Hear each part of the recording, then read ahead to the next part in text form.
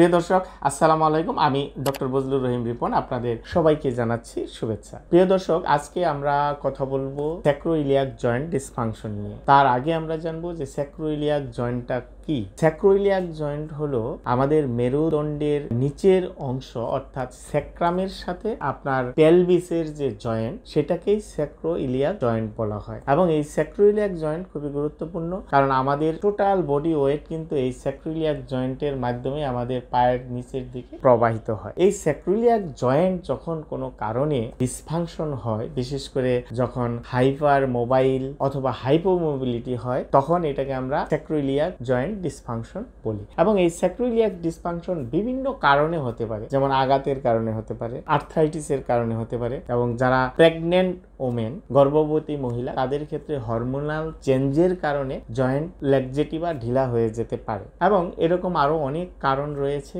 যেমন যাদের দুই পায়ের যদি দৈর্ঘ্য সমান না থাকে, সেক্ষেত্রেও এটা হতে পারে। এবং যারা লং টাইম দাঁড়িয়ে বা লং টাইম বসে কাজ করেন, তাদের ক্ষেত্রেও কিন্তু এই ধরনের স্যাক্রোইলিয়াক জয়েন্ট হতে পারে। এবং যাদের আর্থ্রাইটিস আছে, বা যেমন অস্টিওআর্থ্রাইটিস, অ্যানকোলাইজিং স্পন্ডোলাইটিস, এরকম আর্থ্রাইটিস যাদের আছে, তাদের ক্ষেত্রেও কিন্তু স্যাক্রোইলিয়াক জয়েন্ট ডিসফাংশন হতে পারে। এবং কোনো কোনো ক্ষেত্রে ইনফেকশনের কারণেও হতে পারে। এবং এই ধরনের স্যাক্রোইলিয়াক জয়েন্ট ডিসফাংশন যখন হয়, পেশেন্ট সাধারণত ব্যথার কমপ্লেইন করে কোমরের নিচের অংশে। আবার কোনো কোনো সময় এই ব্যথা কিন্তু আমাদের বাটক অর্থাৎ নিতম্বের পেছনেও হতে পারে। কোনো কোনো সময় আমাদের এই ব্যথা হিপ জয়েন্টে হতে পারে, এবং কোনো কোনো সময় এই ব্যথা কিন্তু পায়ের পিছন দিক থেকে নিচের দিকেও যেতে পারে। এই ক্ষেত্রে কিছু সিমটমস বা উপসর্গ কিন্তু অন্য অন্য সমস্যার সাথে মিলে যায়, যেজন্য এখানে সবচেয়ে গুরুত্বপূর্ণ হলো যে একজাক্ট অ্যাসেসমেন্ট করে বের করা যে এই ধরনের সিমটমস আসলে কি এটা এসআই জয়েন্ট ডিসফাংশনের কারণে হচ্ছে, নাকি পিএলআইডির কারণে হচ্ছে, নাকি পাইরিফর্মিস সিনড্রোমের কারণে হচ্ছে, নাকি স্পাইনাল স্টেনোসিসের কারণে হচ্ছে।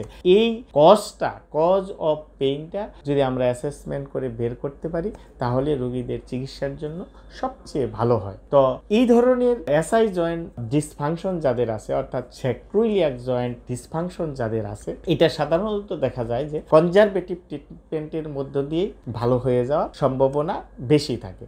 এর মধ্যে যখন একুয়েট কন্ডিশনে থাকে, তখন একটু বিশ্রাম নেওয়া প্রয়োজন, অর্থাৎ যে কাজগুলি করলে তার সিমটমস ও উপসর্গগুলি বেড়ে যায়, সেগুলি থেকে আমাদের একটু বিরত থাকা বা একটু রেস্ট নেওয়া। এবং প্রাথমিক পর্যায়ে কিছু ব্যথানাশক ওষুধ অনেকটা ইফেক্টিভলি কাজ করে, এবং পরবর্তীতে আমাদের ফিজিওথেরাপি খুবই গুরুত্বপূর্ণ ভূমিকা পালন করে। বিশেষ করে এক্সারসাইজ, কিছু স্ট্রেচিং এক্সারসাইজ, কিছু স্ট্রেংথেনিং এক্সারসাইজ, স্পেশালি স্যাক্রোইলিয়াক জয়েন্টের পাশের যে মাংসপেশিগুলি আছে, সেই মাংসপেশিগুলি যদি উইক থাকে, সেগুলিকে স্ট্রেংথ করতে হবে। এবং কিছু মাংসপেশি আছে যেগুলি অনেক সময় টাইট থাকে, সেগুলিকে রিলিজ করতে হবে, যেটি সফট টিস্যু মোবিলাইজেশন দ্বারা করা যেতে পারে। এবং এই ক্ষেত্রে জয়েন্ট মোবিলাইজেশন কিন্তু খুবই গুরুত্বপূর্ণ ভূমিকা পালন করে, বিশেষ করে ম্যানুয়াল থেরাপিটা। এবং ম্যানিপুলেশন থেরাপিও অনেক ইফেক্টিভলি কাজ করে।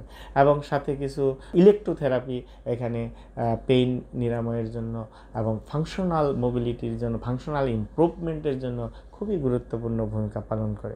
সুতরাং প্রিয় দর্শক, আপনাদের যাদের এই ধরনের স্যাক্রোইলিয়াক জয়েন্ট প্রবলেম আছে বা স্যাক্রোইলিয়াক জয়েন্ট ডিসফাংশন আছে, অবশ্যই তারা সংশ্লিষ্ট বিশেষজ্ঞ চিকিৎসকের পরামর্শ নেবেন। এবং বিশেষ করে আমি যেটা বলতে চাই, যারা ম্যানুয়াল থেরাপি স্পেশালিস্ট বা ম্যানিপুলেশন থেরাপি স্পেশালিস্ট, তাদের পরামর্শ আপনারা নিতে পারেন। এবং যদি আপনাদের পরামর্শ নিতে চান, তাহলে আমাদের স্ক্রিনে দেওয়া যে নাম্বারটি আছে, সেই নাম্বারে যোগাযোগ করতে পারেন। ধন্যবাদ প্রিয় দর্শক, আপনাদের সবাইকে। আমাদের সাথেই থাকবেন। পরবর্তীতে কথা হবে অন্য কোনো বিষয় নিয়ে। সে পর্যন্ত ভালো থাকবেন। আসসালামু আলাইকুম।